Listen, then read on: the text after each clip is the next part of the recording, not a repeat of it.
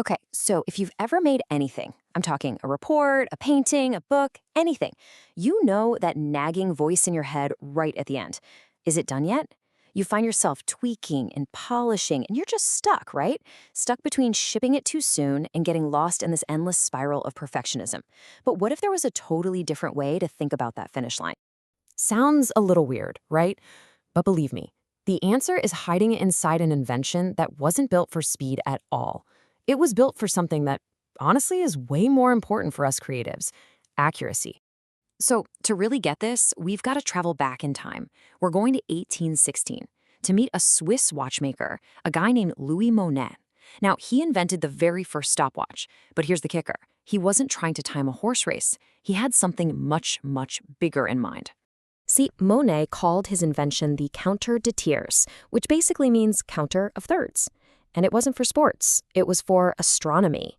Yeah, he needed a way to track the movement of stars and planets with insane precision. So this wasn't about being fast, it was about being exactly right. I mean, think about it for a second. Back in the 19th century, if a scientist's timing was off by just a tiny fraction, it could throw off entire navigation systems, whole astronomical charts. Accuracy wasn't just a nice to have, it was everything. And the stopwatch? It gave them a tool, an objective, reliable measurement they could finally trust. And that was the revolutionary idea the stopwatch brought to the world. First for science, and then, yeah, for sports too. It completely replaced guesswork with hard data. For the first time, people had a tool to know for sure if they were getting better, hitting a wall, or at their absolute peak. Okay, so what in the world does this have to do with a writer staring at their 10th draft? Well, the connection is actually way clearer than you'd think. We're basically jumping from trekking stars in the sky to tracking the arc of a story. Why? Because creative people today are facing the exact same problem: guesswork. Think about it. Before the stopwatch, an athlete just had to feel like they were at their peak performance. And today, a writer often relies on that same vague feeling. Is this manuscript good enough?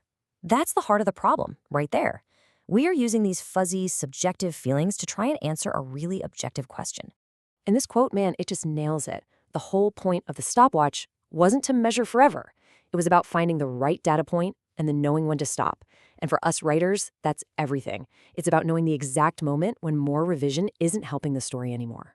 So the big takeaway here is that we need a system. We need a framework. And that's exactly what we're going to do. Translate the genius of Monet's invention into a super practical system for any creative project, one that tells us when it's time to stop. This framework has 5 really clear steps, and each one echoes the logic of that original stopwatch. It's simple. 1, set the standard. 2, start the clock. 3, track your progress. 4, detect the plateau. And 5, the big one, stop the clock. It's all about moving away from that vague, I think it's done feeling to a crisp, data-driven decision. All right, let's really dig into this. Step 1, set the standard. Moinet knew exactly what he needed to measure, right? A writer needs to do the same. Define the core promise of their work. What is this thing supposed to do? Step 2, start the clock. This is your first draft. Just go get it all out. Raw momentum. Step 3 is track progress. Now you're revising, but with specific, measurable goals. Then, step 4, and this one is so important, detect the plateau. This is where you realize your changes aren't really improvements anymore. And that leads to the final step. Stop the clock. You look at the data and you make the call. It's done. And really, that is the heart of this whole idea. Completion becomes a decision, not some magical feeling you wait around for. You look at your own metrics, you see you've delivered on your promise, you've hit that plateau, and you actively decide, I'm done. Okay, but here's the plot twist.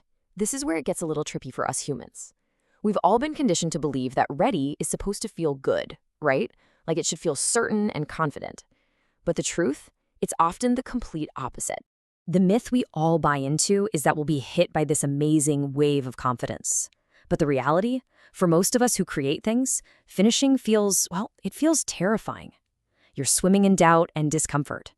But here's the secret. That fear doesn't mean you're not ready. It just means you care. A lot. And that's exactly why just trusting your feelings, especially that fear, can be so misleading. Look at this. Your first few drafts, huge impact, big improvements. But as you keep going, the returns get smaller and smaller until you hit that plateau. At that point, you're not making the work better. You're just spinning your wheels, dulling your own perspective. It's like an athlete who overtrains and ends up weaker. All right, so let's get super practical now. How do you actually do this? How do you stop the clock on your own work? Here are the exact, actionable steps you can take starting right now. First off, define that core promise before you even start writing. Know your destination. Next, set a limit on revisions ahead of time. Tell yourself, I'm doing 3 major drafts, and that's it. As you edit, really track your changes. Are they big, substantive improvements, or are you just swapping commas around? If it's the latter, you've probably hit your plateau. And last but not least, give yourself a hard deadline. Nothing forces a decision like a real, honest-to-goodness deadline. So maybe we need to redefine our goal entirely. The target isn't perfect. That's a moving goalpost. The target is ready. And what does ready mean? It means the work is functional, it's coherent, and it's honest. It does what you designed it to do way back in step 1. That is the real finish line. So I want to leave you with one simple question you can ask yourself on your next project. Think of it as your own personal stopwatch. Just ask, is this revision actually improving the story, or is it just making me feel busy? Use that question to tell the difference between real progress and just the comfortable illusion of work. Because in the end, knowing when you're truly done, well, that's the most precise measurement there is.